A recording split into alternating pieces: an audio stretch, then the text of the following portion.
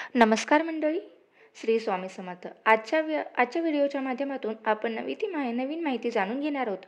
आज आपण जी काही माहिती जाणून घेणार आहोत ती खूप महत्त्वाची असणार आहे, कारण ही सगळी माहिती आहे ती लक्ष्मीपूजनाच्या संबंधी असणार आहे. लक्ष्मीपूजन म्हटलं तर आपल्या हिंदू धर्मातील सगळ्यात मोठा सण. प्रत्येकजण हा सण अगदी आनंदाने साजरा करत असतो, पण हे लक्ष्मीपूजन योग्य मुहूर्तावर झालं तर आपल्याला त्याचं फळ दुपटीने मिळत असतं.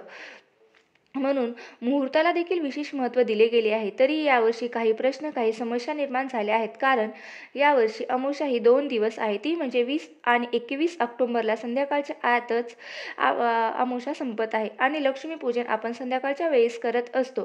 त्यामुळे नेमके 20 तारखेला की 21 तारखेला लक्ष्मीपूजन करायचा हा प्रश्न अनेकांच्या मनात पडलेला आहे. तर त्या प्रश्नाचे उत्तर मी घेऊन आलेले आहे. तरी तुम्ही हा व्हिडिओ शेवटपर्यंत नक्की पहा आणि आपण कुठल्या शुभ मुहूर्तावर आपल्याला पूजा करायची आहे ते आपण या व्हिडिओमध्ये जाणून घेणार आहेत. चला, पूजेमध्ये आवर्जून कुठल्या गोष्टीचा समावेश करायचा आहे हे देखील या व्हिडिओच्या माध्यमातून आपण जाणून घेणार आहोत. चला तर मग आपण जाणून घेऊया. आपल्याला एक वस्तू आवर्जून आपल्या पूजेमध्ये समाविष्ट करायची आहे. ती वस्तू काय आहे, कशा पद्धतीने दान करायचं आहे, हे सगळं काही आजच्या व्हिडिओच्या माध्यमातून मी तुम्हाला सांगणार आहे. तरी हा व्हिडिओ तुम्ही शेवटपर्यंत पहा. पंचांगानुसार आश्विन कृष्ण अमावस्येला देवी लक्ष्मीची आराधना केली जाते. देवी लक्ष्मीची पूजन आश्विन अमावस्येलाच केले जाते. तर इतर दिवशी अमावस्या म्हटलं की मन कावरं होतं, पण दिवाळीतील अमावस्येचं महत्त्व लक्ष्मीपूजनामुळेच वाढत असतं. या दिवशी लक्ष्मी, कुबेर सोबतच धनाची, कुबेर आणि गणपतीची पूजा करणे सुद्धा शुभ मानले जाते. त्यामुळे हा दिवस खूप भक्तिभावाने साजरा केला जातो.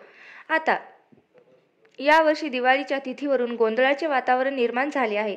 नेमकं लक्ष्मीपूजनाचा मुहूर्त कधी? 20 की 21 ऑक्टोबरला. त्यामुळे संभ्रमाचं वातावरण तयार झालेलं आहे. तर लक्ष्मीपूजन नेमकं कधी करायचं? वैदिक पंचांगानुसार आपण जाणून घेणार आहोत. वैदिक पंचांगानुसार हिंदू धर्मात कोणताही सण हा उदयतिथीनुसार साजरा केला जातो. त्यामुळे उदयतिथी खूप महत्त्वाचे ठरते. दिवाळीत लक्ष्मीची पूजा ही प्रदोष काळात केली जाते. अमावस्या ही 20 ऑक्टोबरला दुपारी 3:44 सुरू होत आहे आणि 21 ऑक्टोबरला संध्याकाळी 5:54 संपत आहे. त्यामुळे लक्ष्मीपूजन नेमकं 20 तारखेला करायचं की 21 तारखेला, असा प्रश्न पडल्याशिवाय राहणारच नाही. त्यामुळे उदयस्थितीनुसार 21 ऑक्टोबरला या दिवशी लक्ष्मीपूजन केलेलं लाभदायी ठरणार आहे, कारण भारतीय शास्त्रात उदयस्थितीलाच महत्त्व आहे. 21 ऑक्टोबरला मंगळवारी आपल्याला सायंकाळी 6:10 ते रात्री 8:40 प्रदोष काळामध्ये श्री लक्ष्मीचे पूजन करता येईल. पंचांगानुसार हा मुहूर्त सांगितलेला आहे, पण हा 2 तास जवळपास 30 मिनिटाचा सर्वात शुभ मुहूर्त आहे आणि हा मुहूर्त 6:10 बरोबर सुरू होणार आहे आणि 8:40 संपणार आहे. त्यामुळे सर्व पूजेची तयारी जर तुम्ही अगोदरच करून ठेवली तर बरोबर या शुभ मुहूर्तावर तुमचं पूजन व्हायला काहीही हरकत नाही.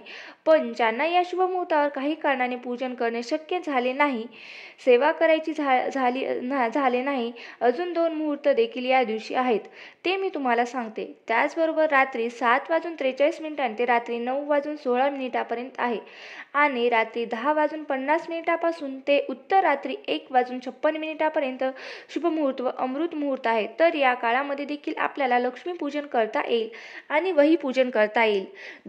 दुसरीकडे या दिवशी शनिवार असून देवी लक्ष्मीसोबतच शनीचा प्रभाव असणार आहे. त्यामुळे या दिवसाचे महत्त्व आणखी वाढले आहे. शनी संबंधी जर आपण काही उपाय या दिवशी आपल्याला त्याचा लाभ होणार आहे, तर शनिवारचे उपाय काय करता येतील? तर त्या दिवशी काही गोष्टी जर तुम्ही इतरांना दान केल्या, त्यांना गरज आहे, त्यांना तुम्ही ती आर्थिक परिस्थिती मजबूत होण्यासाठी तुम्हाला मदत मिळणार आहे. काळे तीळ, काळे कपडे आणि मोहरीचे तीळ, लोखंडी तांदूळ यांसारखे तुम्ही दान करणे शुभ मानले जाते. बघा, एक गोष्ट लक्षात घ्या, शनिवारी लोखंडी भांड्याचे दान करणे अत्यंत शुभ मानले जाते. मात्र या दिवशी लोखंड खरेदी करणे शुभ मानले जात नाही.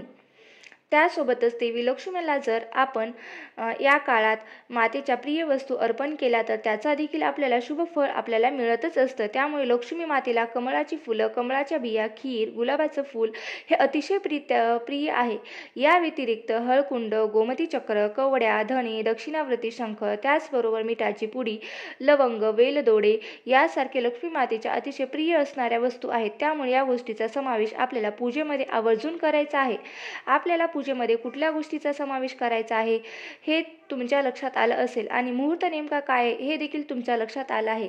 तर लक्ष्मीपूजनासाठी शुभ मुहूर्त हा 21 ऑक्टोबर रोजी सूर्यास्तानंतर अमावस्येच्या प्रदोष काळात असला तरीही सायंकाळपासून प्रदोष काळ समाप्तीपर्यंत महत्त्वाचं म्हणजेच सूर्यास्तानंतर म्हणजेच 2 तास 30 मिनिटे हा कालावधीत नेहमीप्रमाणे लक्ष्मीपूजन करता येईल. पण प्रत्येकाच्या घरी संध्याकाळनंतर थोडीशी गडबड असते आणि त्यामुळे महिलांना या सेवा करणं शक्य होत नाही. तर त्यांनी सेवा करण्यासाठी आवर्जून एक शुभ मुहूर्त सांगितला आहे. पण सेवा करायला जर तुम्हाला वेळ भेटलाच नसेल तर तुम्ही या सेवा इतर जे शुभ मुहूर्त सांगितले आहेत त्यावेळी ती तुम्ही करू शकता.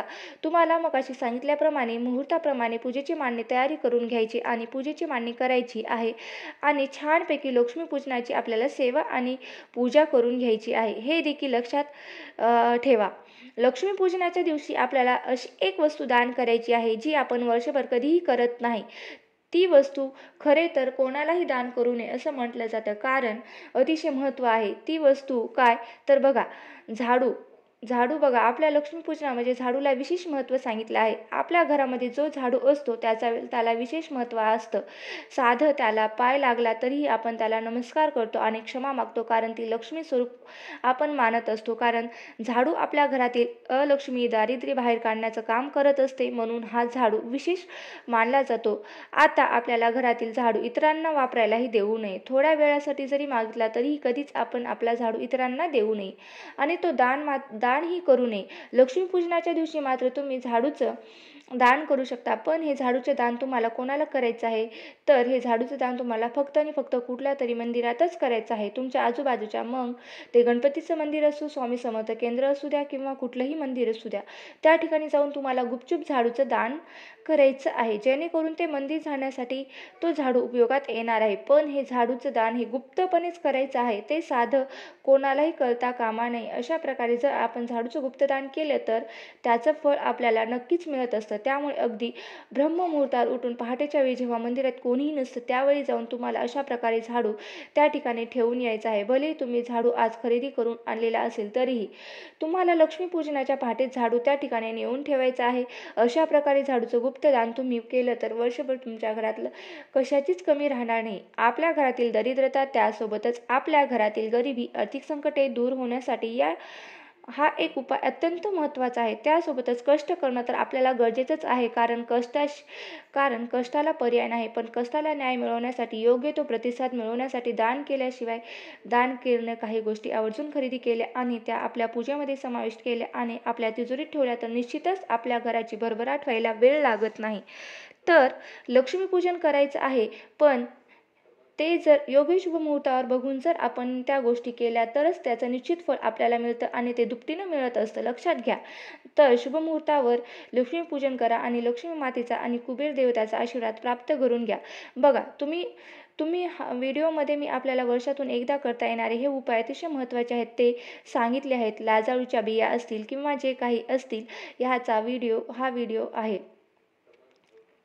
आजची माहिती तुम्हाला कशी वाटली कमेंट करून नक्की कळवा. अशी नवनवीन माहिती जाणून घेण्यासाठी चॅनलला सबस्क्राईब करा, व्हिडिओ लाईक करा आणि जास्तीत जास्त शेअर करा. तसेच हा व्हिडिओ शेवटपर्यंत पाहिल्याबद्दल अगदी मनापासून मी तुमचे आभारी आहे. धन्यवाद. श्री स्वामी समर्थ. रामकृष्ण हरी. श्री स्वामी समर्थ. जय जय स्वामी समर्थ.